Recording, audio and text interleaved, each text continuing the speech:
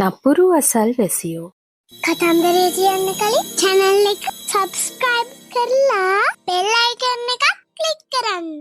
ඔන්න එකමත් එක ලස්සන ගමක තිබුණ පුංචි ගෙදරක අම්මෙකුයි දුවල දෙන්නෙකුයි හිටියා. ඉතින් මෙයාලා හරිම අහිංසක විදිහට ජීවත් වුණා. මෙයාලගෙන් කවදාවත් කාටවත් කරදරයක් වුණේ නෑ. අම්මේ අපේ මුළු වත්තම ඉවරයි. අර පියමිලාගේ මල් ගහේ කොළ ඔක්කොම අපේ වත්තේ.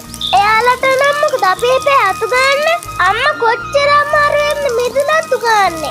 ඕනේ ඇත්තට පුදුම කරදරයන්නේ තියෙන්නේ. අපිට ඇති මල් ගහකුත් නෑ. මං කියන්නම් කොහොඳවයි. පියුමී සකුනේ හරියට අම්මත් එක්ක මල් වලට වතුර දාමින් හිටියා. මේක පුදුම වදයන්නේ. ගස් එහෙ කොළ මෙහෙ. ඇති ජාන්දනී. අනේ ඒක මේ තමයි පුදුම කරදරයක්. අපේ වත්තේ තමයි කොළ ඔක්කොම. කිව්වම නවත්ත ගන්න කෝක. හැමදාම කියනවා මේ ගස් කපන්න කියලා. පුදුම කරදරයක් වුණානේ මේක. ගස් ටික එහෙ තිබ්බට කොළ ටික සේරම මෙහෙ. ඇයි මොකද ගෙට යන්නේ? අහගෙන ඉන්න අමාරු ඇති නේද? හෙට එළිවෙද්දින් ඔය ගහ කැපුවේ නැත්තම් නේ. ඇති යන්නේ. අයි චන්දනේ නන්ද එහෙම කියන්නේ? දන්නේ පුතේ. එයාලා තරහයිද? එහෙම දෙයක් නෑ. අපි හැමදාම බැනුම් අහනවා. අයි අම්මේ එහෙම.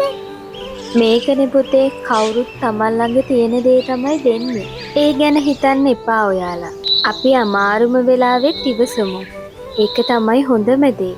තේරුණා නේද? සාද්ද නැතුව ගෙට ගියා. කරන්නම් කොහොඳ වැඩක්. ඇත්තමයි මට එන තරහා. අම්මේ චන්දනේ නැත්නම් ඔක්කොම කොළ බෙහෙත දානවා. අපි ඉතින් හිතලා කරේ නෑනේ.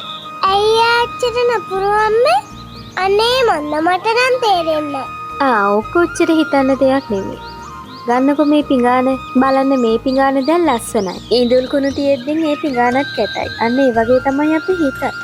අපි මොකටද ඉඳුල් කුණු තියාගන්නේ? පිරිසිදු භාජනයක් වගේ අපේ හිත හරිම පිරිසිදුවට තියාගන්න ඕන. අනවශ්‍ය කුණු මොකටද අපේ හිතට? දැන් පඬිතුකම් කියුව ඇති. ඉක්මනට කඩේට ගිහින් එන්නකෝ. ඇවිත් කතා කරමු. ඔන්න ඉතින් පියුමේ අම්මා කියපු දේවලුත් හිත ඉක්මනට සිරිමාමගේ කඩේට දුවගෙන ගියා. අනේ පව් ලස්සන චූටි බලු පැටියෙක්. කොහොඳ පැටියෝ මෙහෙ එන්නකෝ. ඇයි මේ තනියම? එන්න අපි ගෙදර යමු. පස්සේ කඩේ යන්න බැරිය? කඩේ යම පැත්තක තියලා ගෙදර ආපු පියුමී නංගෙත් එකතු කරගෙන බලපැටියත් එක්ක හරියට සෙල්ලම් කරන්න පටන් ගත්තා. බලපැටියට නමකුත් දාලා චූටි කුකු කියලා. අම්මේ අන්න එහා ගෙදර පියුමිලා බලු පැටිය ගෙනල්ලා.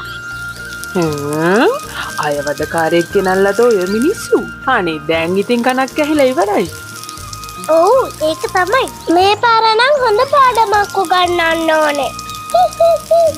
ආපු දෙන් කොයි කුක්කා මේ පැත්ත පලාතටවත් මම කරන්නම් හොඳ වැඩක්.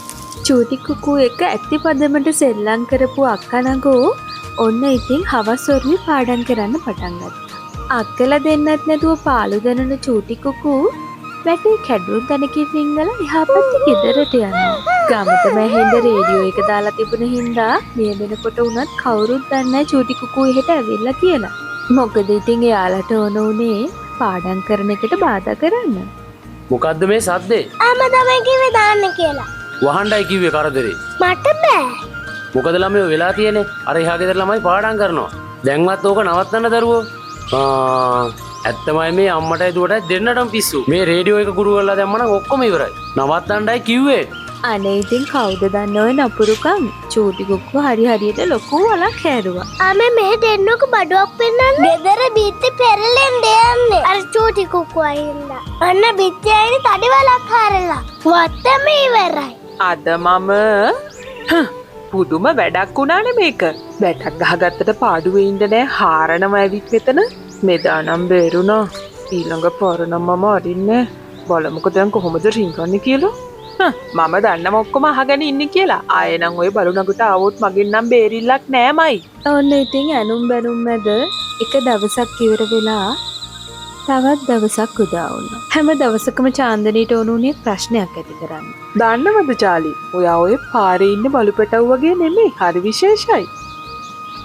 මොකද ඔයා පර්සියන් පුරුෂෙක්නේ.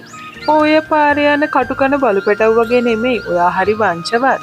ඒකනේ ගෙවල් ගානේ මස් කටු හොයන්න හාරන්න යන්නේ නැත්තේ. නේද චාලි? මේ ඇහුණද? මම පන්සලට යනවා. අර බලු නගුට හැමෙයි. පොඩ්ඩක් ඇහැ ගහගෙන ඉන්න. බලු පැටියෙක් නෙන්නේ අලි පැටියෙක් නෙමෙයිනේ. පන්සල් යනවා නම් ඕවා හිතන්න නැතුව ගිහින් එන්න. ඕකනේ කියන්නේ මේවා මට විතරයි ඕන වෙලා තියෙන්නේ. අනිත් කාටවත් මේ වගේ වටිනාකමක් නැහැනේ. කවදා හරි මම මැරෙන්නේ මේ දේවල් රැකගන්න ගිහිල්ලා. මේ මිනිස්සු කාටවත් මගේ වටිනාකමක් නැහැ. ඇත්තටම මට එපා වෙලා. ඕ ඉතින් වටේරම කෑගක අපිට ඔහොම ඉන්න වෙලාවක් නැහනේ. විකාර කියවන්න නැතුව යන තැනක හොඳ හිතින් ගිහින් එන්න.